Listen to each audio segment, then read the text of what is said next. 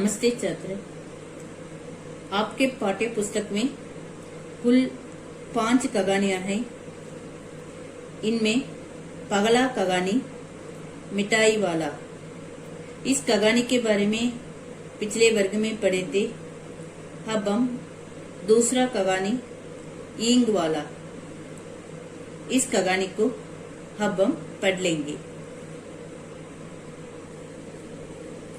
ईंग वाला नामक कहानी श्रीमती सुभद्रा कुमारी चौहान जी की कहानी है।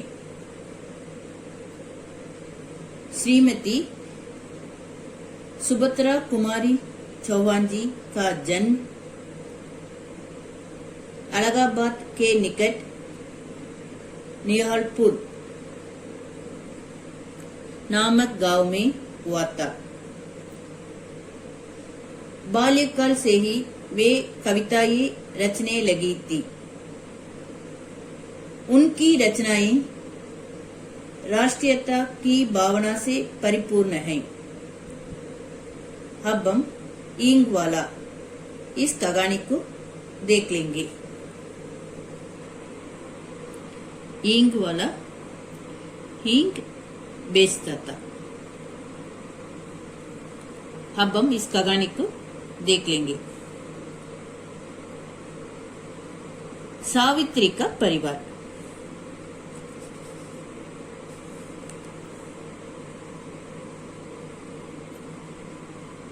सावित्री का घर किसी एक शहर में था। सावित्री का घर किसी एक शहर में था। उसके पति दफ्तर में, दफ्तर अंग्रेजी में ऑफिस कहते हैं, उसके पति दफ्तर में काम करते थे। उसके दो लड़के और एक लड़की थी। उसके कितने लड़के थे? उसके 2 लड़के और एक लड़की थी। लड़की सबसे छोटी थी। इन तीनों में 2 लड़के और एक लड़की थी ना, इन तीनों में लड़की सबसे छोटी थी। सावित्री का घर किसी एक शहर में था। उसके पति कहाँ काम करते थे? दफ्तर में काम करते थे। उसके 2 लड़के और एक लड़की थी। लड़की छोटी थी। ईंग वाला कान। एक कान उसी शहर में घूम घूम कर हींग बेचता था। क्या बेचता था? हींग बेचता था। वह बार बार हींग बेचने सावित्री के घर आ जाता था। हींग वाला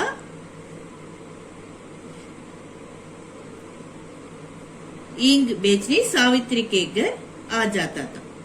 एक कान उसी शहर में घूम घूम कर क्या बेचता था? हींग बेचता था। वह बार बार हींग बेचने सावित्री के घर आ जाता था। वह सावित्री को अम्मा कहकर पुकारता था। वह सावित्री को क्या कहकर पुकारता था? वह सावित्री को अम्मा ऐसा कहकर पुकारता था। सावित्री उससे हमेशा हींग खरीदती थी। सावित्री भी उससे हमेशा हींग खरीदती थी।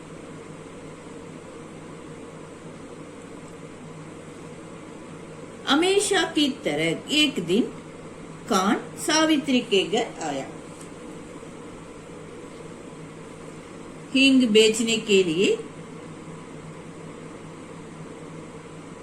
हींग बेचने के लिए हमेशा की तरह एक दिन कान सावित्री के घर आए। एक चबूतरे पर बैठकर उसने अम्मा ऐसे पुकारा। वह क्या कहा? अम्मा ऐसा पुकारा। चबूतरे पर बैठकर उसने अम्मा पुकारा। उस समय सावित्री का बड़ा लड़का भागकर आया। वह बोला, ज्यादा हींग पड़ी है, तुम जा सकते हो, ऐसा बोला। सावित्री के 2 लड़के और 1 लड़की थी। लड़की छोटी थी। एक दिन कान सावित्री के घर हींग बेचने के लिए आए। वह चबूतरे पर बैठकर उसने अम्मा पुकारा। तब ये सावित्री का बड़ा लड़का क्या भागकर आया और बोला, ज्यादा हींग पड़ी है, हमको हींग नहीं चाहिए, तुम जा सकते हो। वह क्या बोला? ज्यादा हींग पड़ी है, तुम जा सकते हो। मगर कान नहीं गया। इतने में सावित्री अंदर से भागकर आई और बोली, हींग तो बहुत ले रखी है कान, घर में ज्यादा हींग पड़ी है, हींग तो बहुत ले रखी है।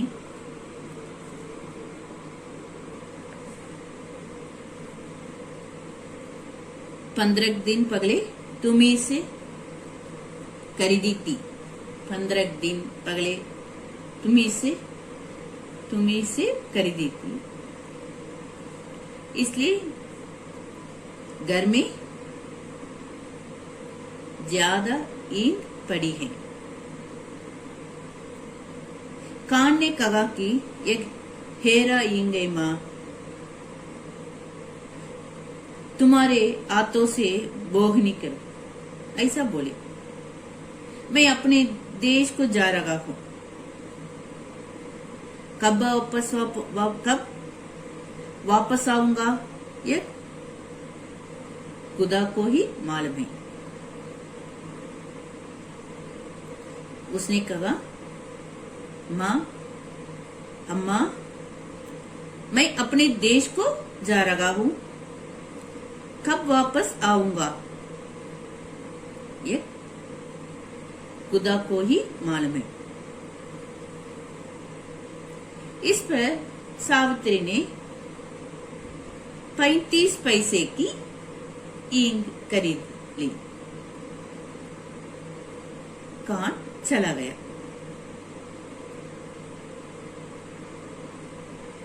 बच्चे बोलने लगे कि माँ, तुमने कान को 35 पैसे दिए।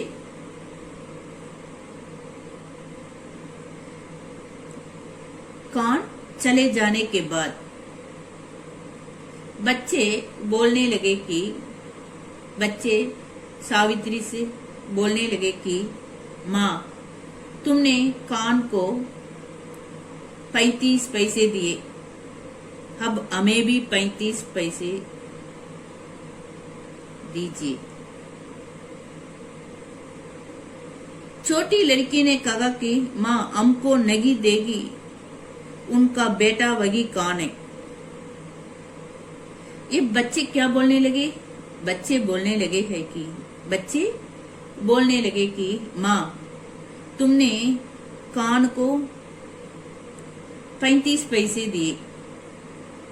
अब हमें भी 35 पैसे दीजिए। और एक बार बताती हूँ। बच्चे बोलने लगे कि माँ, आपने खान को 35 पैसे दिए, अब हमें भी 35 पैसे दीजिए।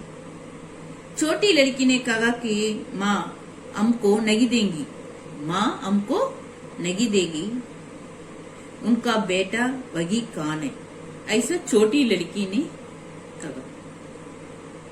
ये बच्चों की ये बातें सुनकर सावित्री को हंसी आई। ये बच्चे इस तरह बात करते हैं ना, ये बच्चों की ये बातें सुनकर सावित्री को हंसी आई। उसने बच्चों को 35 पैसे दे दिए।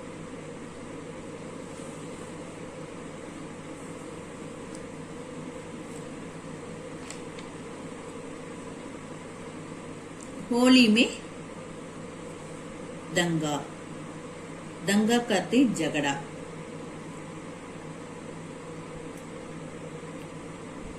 कई महीने बीत गए।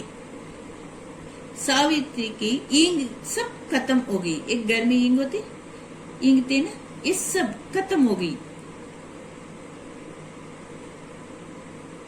इसी बीच होली आई। होली मनाते समय अचानक सडनली दंगा हो गया, झगड़ा हो गया, मारपीट हो गई।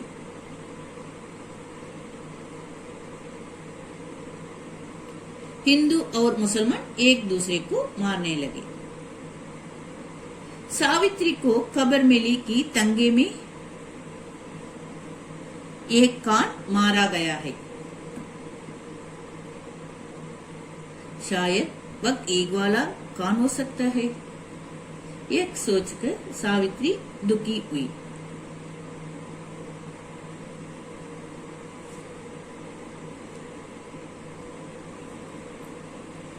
अब तक पढ़े हैं ना, इनमें अनेक प्रश्न हैं।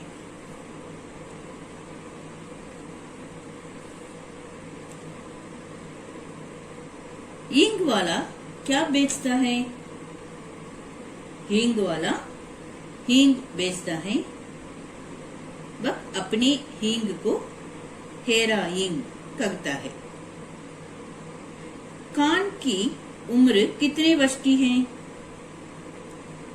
कान की उम्र लगभग 35 साल की है।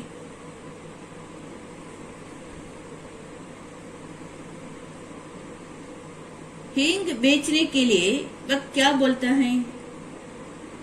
हींग बेचने के लिए वह बोलता है कि अम्मा हींग ले लो, मैं अपने देश जाता हूँ, बहुत दिनों के बाद ही लौटूंगा।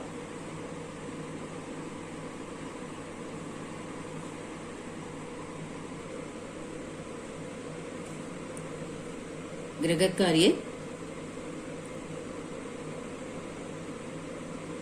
इन प्रश्नों के उत्तर को अच्छी तरह एक बार लिखिए। धन्यवाद।